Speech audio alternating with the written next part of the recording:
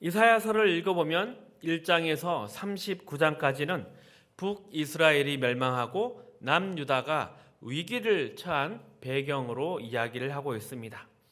그러다가 40장이 되면 시대가 확 바뀌게 됩니다.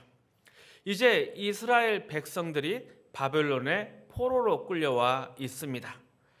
하지만 하나님은 이들을 버리지 않으시고 회복과 구원의 약속을 주십니다. 바벨론은 강한 나라지만 영원하지 않습니다. 하나님께서 반드시 그들을 무너뜨리실 것입니다. 그러나 이러한 것은 단순한 역사적 정치적 사건이 아닙니다. 하나님께서 죄와 사망을 멸하시고 구원을 이루시는 과정입니다. 사람들은 하나님을 떠나면 자유로울 줄 압니다. 하지만 결국은 죄와 사망만 남아있는 것이 인간의 현실입니다. 그러나 하나님은 그 현실 속에서 구원의 길을 여십니다. 그래서 이사야 47장에는 하나님이 바벨론의 멸망을 선언하십니다. 48장에서는 하나님이 이스라엘을 포기하지 않고 사랑으로 구원하신다 약속하십니다. 49장에서는 이 구원이 이스라엘뿐만이 아니라 온 세상을 위한 것이라 말씀하십니다. 그러나 여전히 이스라엘은 고난 가운데 있습니다.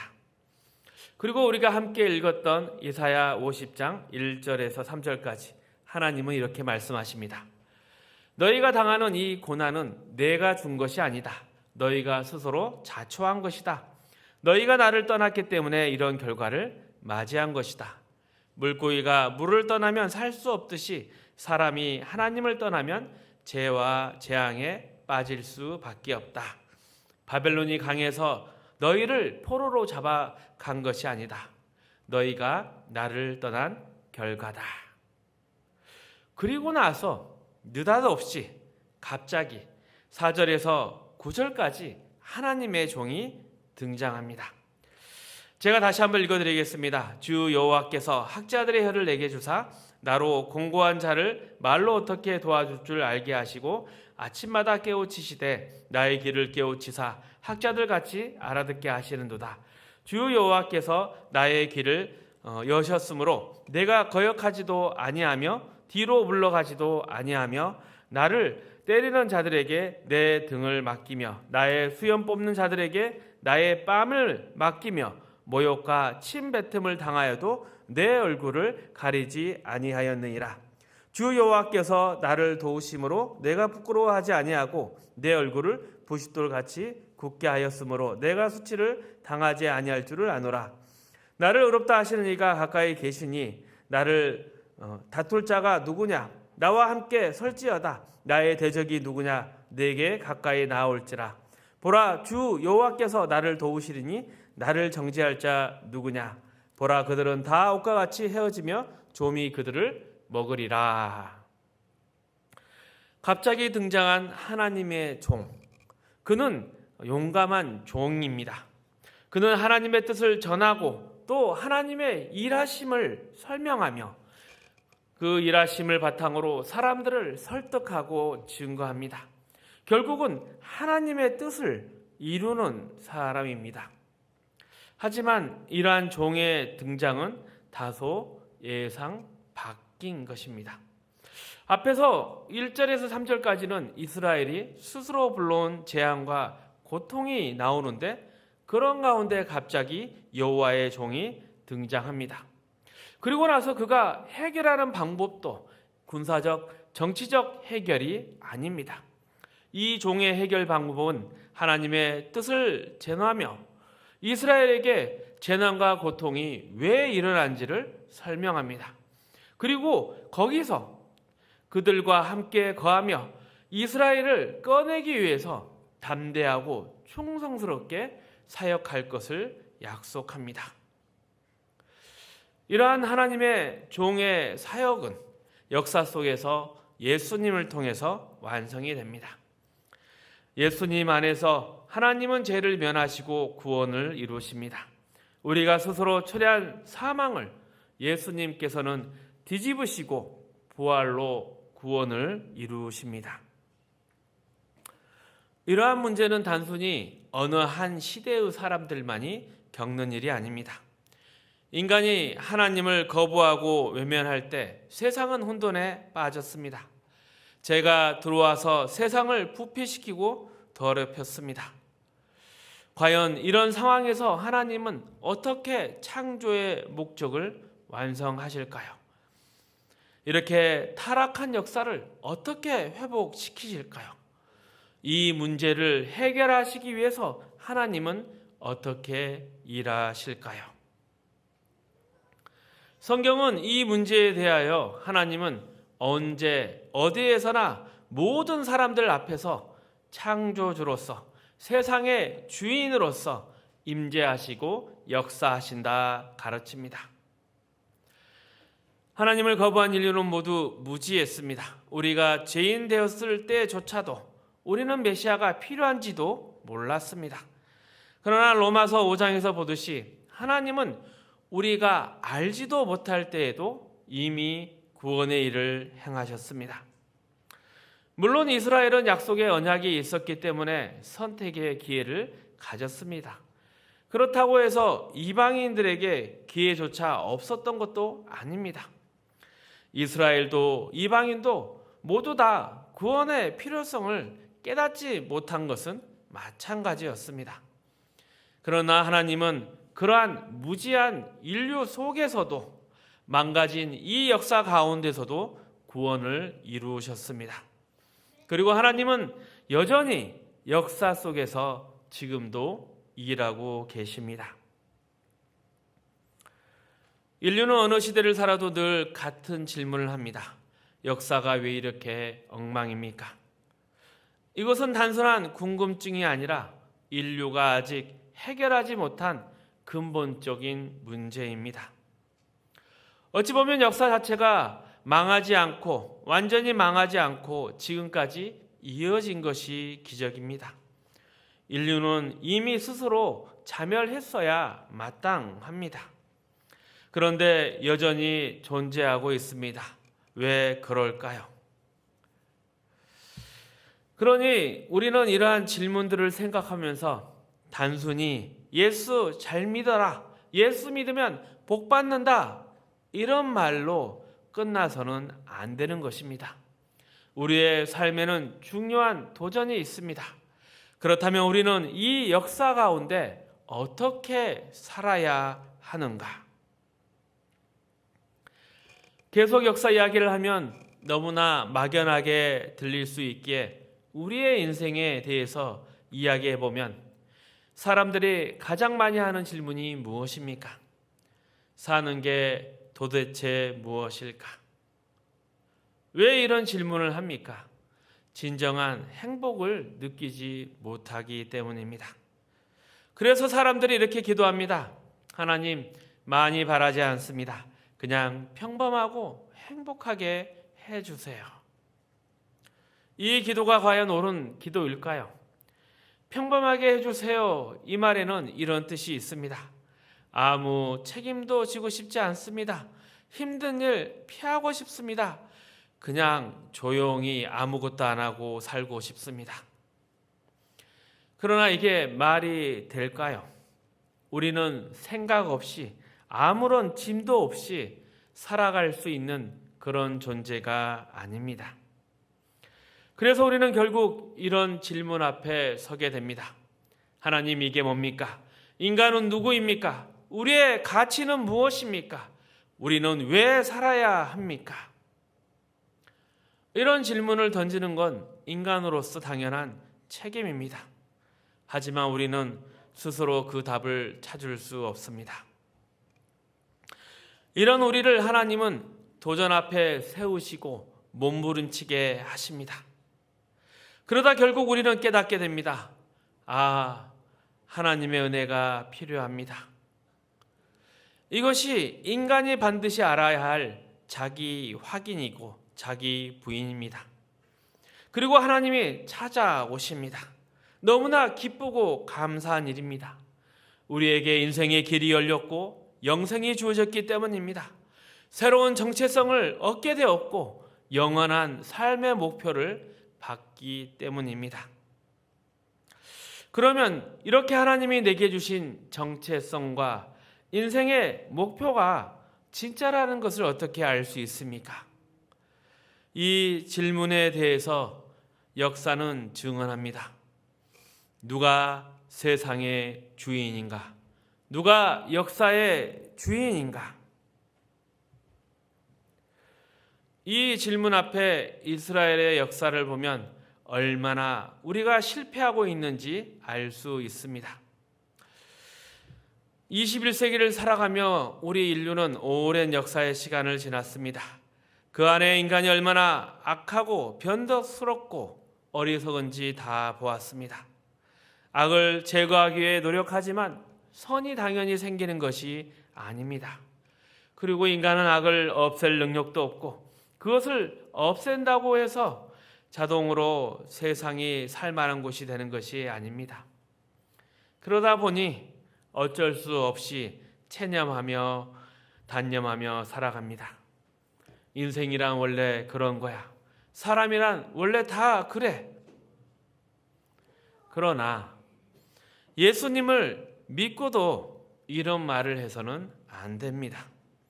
예수 믿는다는 것은 단순히 복받고 단순히 개인의 신념이나 선택에 대한 문제들을 이야기하는 것이 아니기 때문입니다. 우리는 이 이사야서에 등장하는 여호와의 종과 같습니다. 우리는 하나님이 누구이신지 알게 되었습니다. 그리고 세상과 인생의 답이 무엇인지도 알게 되었습니다. 물론 이것은 억지로 이해할 수 있는 것은 아닙니다. 다른 조건이나 이유, 강요로 깨닫는 것도 아닙니다. 여기에서 가장 중요한 것은 우리 자신이 하나님 앞에 온전히 항복하고 하나님 안에서 만족하며 그 충분함을 누리는 것입니다. 그렇지 않으면 결국 우리도 대충 살 수밖에 없습니다. 기독교 신앙을 가지면서 우리는 여러 고민을 합니다. 그런데 그 고민들은 우리의 역사 속에, 인생 속에서 늘 반복됩니다. 왜 그럴까요? 우리가 아직 완전히 하나님 앞에 항복하지 않았기 때문입니다. 세상은 계속해서 우리에게 힘과 명성, 자랑을 요구합니다. 그래서 계속 시험을 받습니다. 하지만 이런 세상의 시험이 사라져야 답을 찾을 수 있는 것은 아닙니다. 중요한 것은 바로 우리가 이러한 세상 속에서 이건 아니야, 바로 저거야 확신하는 것이 가장 중요한 것입니다. 그렇다면 그 시간이 얼마나 걸리는가? 사람마다 다르겠지만 한 60년쯤 걸린다 생각합니다. 옛말에 60을 이순이라고 말합니다. 60세가 되면 귀가 순해져서 감정에 휘둘리지 않고 객관적으로 듣고 이해하고 판단할 수 있다는 뜻입니다. 신앙도 마찬가지입니다. 정답을 빨리 맞히는 것이 아니라 살아가면서 정답을 배우고 그 실력으로서 살아야 하는 것입니다. 그 과정에서 우리는 많이 울게 됩니다. 내 삶이 올바르지 못했다는 후회, 그리고 또 하나님이 내 진심을 받아주지는 않은 것 같은 그런 원망과 억울함도 있을 것입니다. 하지만 이 모든 것도 신앙 안에서 다루어지는 과정입니다. 그러니 고민하고 원망하고 울고 기도하십시오. 그리고 그럴 때마다 한 걸음씩 성장해야 합니다. 그냥 정답만 찾으려는 신앙에서 벗어나야 합니다. 나이가 들면 더 멋있어져야 되고 어른이 되어야 됩니다. 깊이가 있고 넓이가 있는 넉넉한 사람이 되어야 합니다. 이러한 우리의 정체성에 대해서 성경은 다른 방식으로 이야기합니다. 마태복음 7장 16절에서 20절까지의 말씀입니다. 함께 읽어봅니다. 그들의 열매로 그들을 알지니 가시나무에서 포도를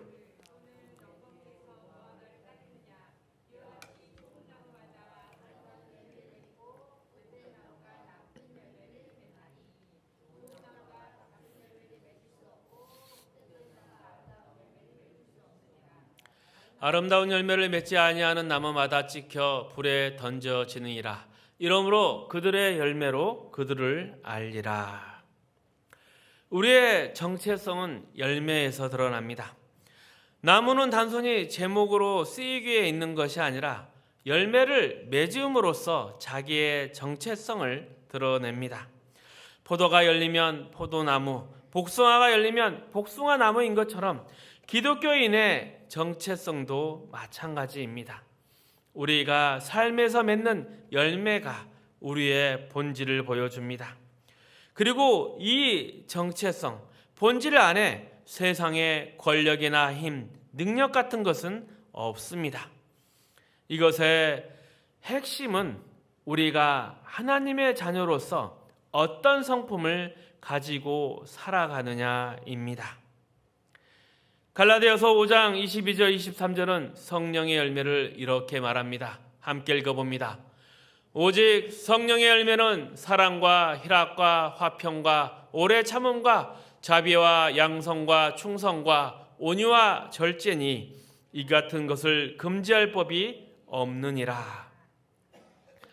성령의 열매, 그 모든 것은 바로 성품입니다. 놀랍지 않습니까? 우리가 구원받은 모습을 그리는데 그 안에 힘이나 능력은 없습니다. 정치적, 경제적, 사회적 문제를 해결하는 것도 아닙니다. 사람들 앞에 인정받으며 평화와 정의를 만드는 일, 그런 것도 아닙니다.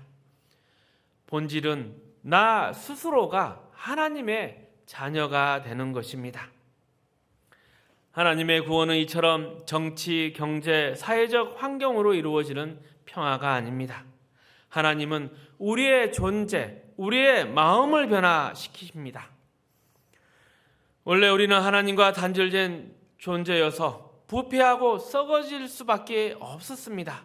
그러나 십자가 예수를 통해서 화목하게 되면서 하나님의 그 생명과 진리, 기쁨과 영광을 가진 가치 있는 존재가 되었습니다. 이것은 단순한 개념의 선언이 아닙니다. 우리의 삶 속에서, 가정과 직장에서, 이웃들 앞에서 이런 존재로 살아가야 하는 것입니다. 그리고 이런 삶은 다른 사람들도 알아볼 수 있는 것입니다. 저 사람은 달라. 저 사람은 살아있고 저 사람은 죽는 것이 아니야. 이 차이가 분명해야 합니다. 특별한 행동을 하지 않아도 마치 불이 켜진 집과 꺼진 집처럼 분명한 것입니다. 살아있는 사람과 그렇지 않는 사람의 차이가 자연스럽게 드러나는 것입니다. 그리고 이스라엘의 구원이 그들만 위한 것이 아니었습니다. 하나님이 만드신 모든 세상을 회복하는 것이었습니다. 이 사명을 구약의 이스라엘에게 주셨고 신약에는 이것이 더욱 확대되었습니다. 그래서 예수 믿는 우리에게도 동일한 정체성으로, 동일한 사명으로 주어졌습니다. 그래서 성경은 우리에게 이렇게 말합니다. 너희는 거룩한 나라요, 택하신 족속이요, 왕 같은 제사장이다. 이것이 바로 하나님을 아는 자의 다름입니다. 우리가 가진 힘이나 권력이 아니라 하나님과의 관계를 통해서 얻게 되는 인생의 참된 정체성과 삶의 목표이고, 이것으로부터 참된 감사와 평안, 행복이 나오는 것입니다. 그리고 이것을 하나님은 특정한 사람들에게만 것이 아니라 모든 인류에게 주길 원하시고 요구하고 계시는 것입니다. 우리 히브리서 5장 7절에서 10절 말씀 함께 읽어봅니다. 그는 육체에 계실 때 자기를 죽음에서 능히 구원하실 이에게